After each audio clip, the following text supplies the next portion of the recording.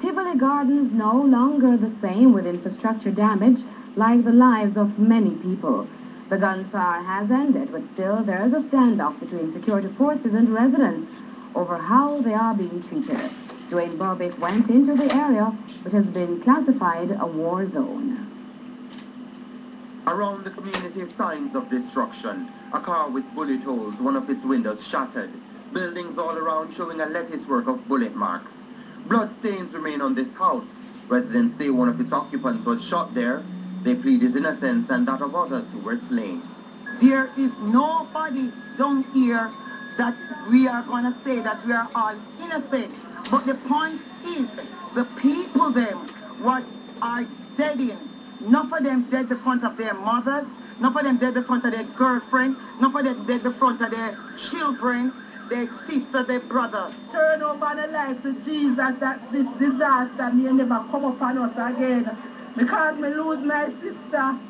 Me lose my sister, dad, eat my sister body, but we still have glorified God. But in other areas, the security forces pointed to what they say are the telltale signs of the resistance they faced. Sandbags, the barricades lined with barbed wire and gas cylinders. This area suggests a respite for gunmen. Behind these sandbags that fortified it, a television set, food abandoned in haste, bottle bombs, and what appeared to be an escape route. We're not certain where it leads. Across from it, though, a shop has opened its doors yet again, a sign that life might be returning behind the bullet-ridden walls of this once self-sufficient community. The warnings had come from the police high command for law-abiding residents to leave. I need to go away. Leave us alone. We are free. All of us believe the man. We are free. The sights and scenes from a community now in the fourth day of a major police crackdown. We were allowed in, but just for 1 hour, and even that was an operation too, guided by the security forces. They're leading you guys around all places where, guess what? You can't see no blood in no houses where people were killed. Tell them to take you to those houses. Where are those houses? Why is it that you guys have not seen that yet? The residents used the opportunity to come out of their homes, some for the first time since Monday. They wanted to share their plight, but not everyone. This woman said she was still afraid. Others spoke boldly. They need food and water.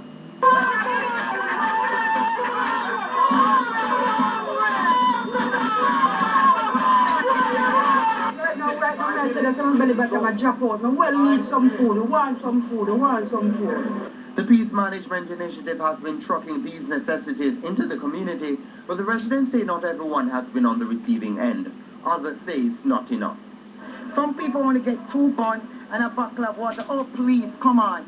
The police say residents can now move around their community again, but are appealing for them to do so with caution. However, on Thursday, persons claiming to be calling from the area, they still can't leave their homes. Maybe then other shops like this one can start opening their doors again.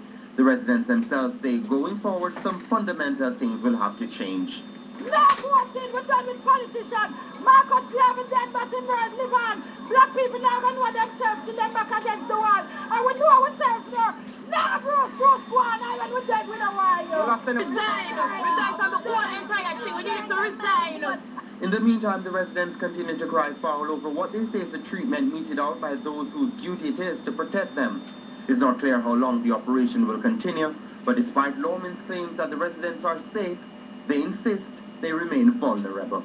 Law enforcement officers now seemingly have the Tivoli Gardens community under their control. But given the telltale signs of destruction that has swept the community over the past couple of days, the rebuilding process is one that will be the key focus in the days ahead. Reporting from the Tivoli Gardens community, I'm Dwayne Burbick for CBM News.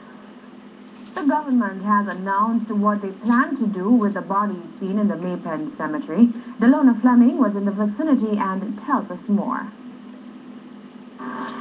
Bodies stacked in separate piles on the ground, some stored in wooden boxes and various sections of the Maypen Cemetery. Even as evidence suggests the body count is steadily rising. Residents from the area used their cellular phones to capture graphic images of the scene. Like, I beg for film life, seeing to own set, you see, over there so. And the rest of people, if I see some woman, I never look on them, because I couldn't get the stomach to see how them stay. Seeing all the women, so like, she have a baby, Yeah, some baby or something have come out between her and them like a way there, you see? You see, like a pregnant or something, and she dead with that. Oh, that look awful, man. Two set of people, you know. You have a set of man up on one side, and if you go to more at the main plane, you find a next set. A pig come like a pig woman, they say, but we never bother go watch them one day, because we couldn't get the sight of them one day. When our news team ventured near to the cemetery, the stench of decomposing flesh hovered in the midday air. Many of the residents gathered near to the cemetery in an effort to take the bodies of their loved ones for burial. Our news team observed a bus from the Madden's funeral home making several trips into the cemetery, even as police military teams stood guard.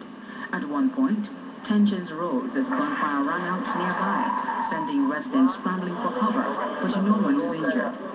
Meanwhile, Acting Deputy Commissioner Glenmore Hines noted that post-mortems will be conducted on all the bodies and insisted the security forces acted professionally. The cemetery has a superintendent in charge of the cemetery, and certainly the operational cemetery are in fact aware of the activity. We did indicate that the process of disposing of the bodies are in keeping with our laws. The information minister said fingerprinting and photographs will be used to identify the bodies which are yet to be buried. Bodies that have been buried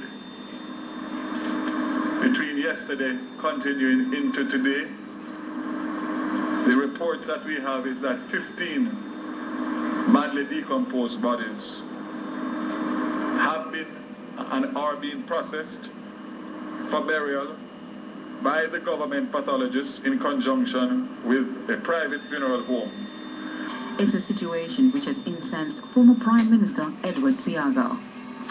When a mother thinks that her son is in detention up at the arena, and therefore, after she's been let out, looking forward to reuniting with him, and she goes there and he's not there, she knows he's dead. And when she goes to the morgue or this large container that they have to try and find him, and she don't find him, where is he? In an unmarked, unknown grave in Maypet. What kind of country is this? It's a damn disgrace. Delona Fleming, CVM News. The National Democratic Movement says the police-military operation in Tivoli Gardens is now becoming a massacre. The party is calling for a full and thorough investigation into the operation.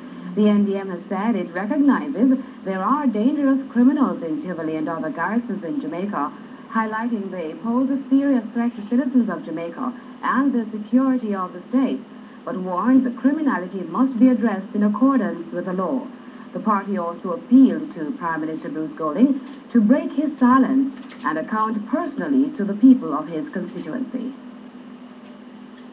Of Parliament for Western Kingston, Edward Seige, describes as a human rights disaster the events taking place in Tivoli Gardens. Today, he's demanding that the police operation be called off because, in his estimation, several innocent persons have been killed by the security forces and still no guns have been recovered.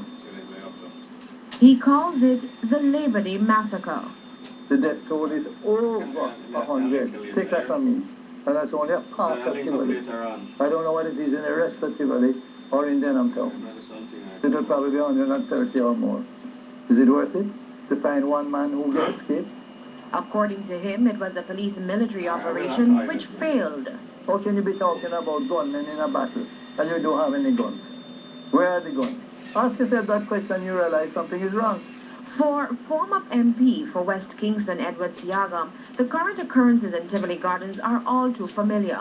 He points to similar police-military operations in 1997 and 2001, where several civilians were killed and hardly any weapons found. Mr. Seige believes the time has come for the lawmen to change their strategy because too many innocent people are dying.